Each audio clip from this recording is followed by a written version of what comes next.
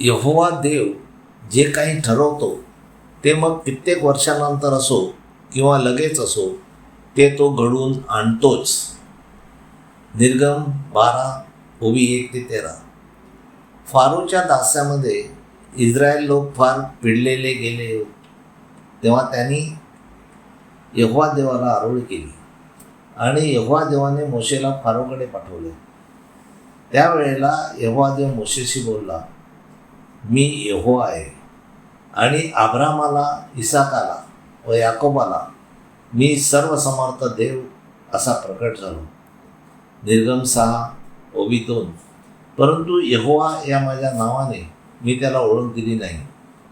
मोशेला pharaoh राजाकडे पाठवून Israeli लोकांना परत जाण्यासाठी विनंती केली, परंतु यहोवा देवाने फारोचे हृदय कठोर केले म्हणून त्याने त्यांना जाऊ दिले नाही. त्यानंतर यहोवा देव मिस्र देशात मोशेशी बोलला व म्हणाला, हा महिना तुम्हाला महिन्याचा प्रारंभ होईल, हा तुम्हाला वर्षाचा पहिला महिना होईल. तुम्ही इस्रायलच्या सर्व मंडळीला सांगा की या महिन्याच्या 10व्या दिवशी तुम्ही प्रत्येकाने आपल्या घराण्याला पुरेल एवढे कोकरू घ्यावे आणि कोकरू खाण्याला घरातील माणसे कमी असतील तर त्याने आणि त्याच्या घराजवळच्या शेजाऱ्याने मिळून आपल्या घरातल्या जीवांच्या संख्येप्रमाणे ते घ्यावे. तुमचे कोकरू 1 वर्षाचा नर असून तो निर्दोष असावा. तो तुम्ही मेंढरातला किंवा शेळ्यातला घ्यावा. ते तुम्ही याच महिन्याच्या 14व्या दिवसापर्यंत राखावे. मग इस्रायलच्या मंडळीच्या साऱ्या जमावाने संध्याकाळच्या वेळेला ते कापावे आणि त्याचे रक्त घ्यावे आणि ते ज्या घरामध्ये जेथे राहतात व खातात त्या घराच्या दोन्ही दरवाजावर व कपाळपट्टीवर ते लावावे आणि त्याने त्याच रात्री विस्तवाने भाजून ते मांस व बेखमीर भाकरी व कडवट भाजीबरोबर ते खावे. त्यातले काही कच्चे किंवा पाण्यात शिजवलेले खाऊ नका, तर विस्तवाने भाजलेले असे ते खा. त्याचे डोके, त्याच्या पायापासून व त्याच्या आतड्यासुद्धा खा आणि तुम्ही त्यातले काही सकाळपर्यंत राहू देऊ नका. सकाळपर्यंत त्यातले काही राहिल्यास तुम्ही ते विस्तवाने जाळून टाका. परंतु ख्रिस्त सभा गुरुवारी वलांडाचा सण साजरा करते. त्याच वेळेला बाकी राहिलेले पवित्र ख्रिस्त शरीर दुसऱ्या दिवशी शुक्रवारी मिसा नसल्याने सर्व लोकांना वाटले जाते. ते बरोबर आहे का?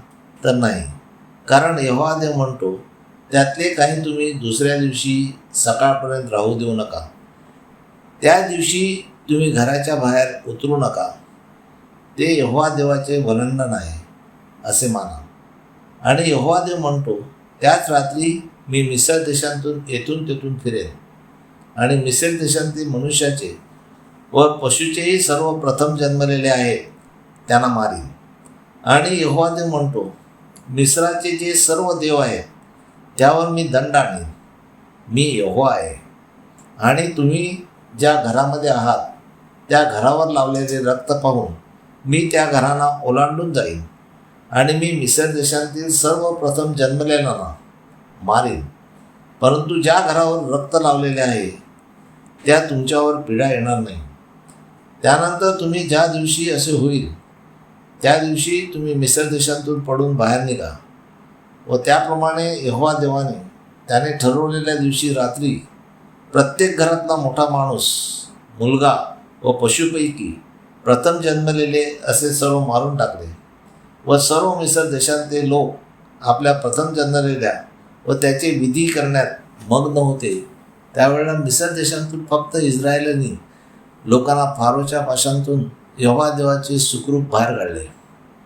म्हणजेच यहोवा देव जे काही ठरवतो ते मग कित्येक वर्षानंतर असो किंवा लगेच असो ते तो घडवून आणतोच, कारण तो स्वर्ग आणि पृथ्वीचा निर्माण करता आहे. यहोवा देवाने शब्दानेच सर्व उत्पन्न केले आहे व त्या शब्दानेच तो नाहीसे करतो. म्हणून यहोवा या एकच देवाला जे भजतात व त्याची स्तुती आराधना करतात त्याचे तो रक्षण करतो. मात्र अन्य लोकांना त्याचा क्रोध पाहायला मिळतो आपण मात्र एकच यहोवा देवाला भजूया व त्याच्याकडे आपल्या विनंत्या व गाऱ्हाणी येशू ख्रिस्ताच्या मध्यस्थीने मांडूया, म्हणजे तो त्या पूर्ण करील. हालेलुया, आमेन. यहोवा देवाचा सेवक Anthony John Pereira, Pereira builders. Praise God.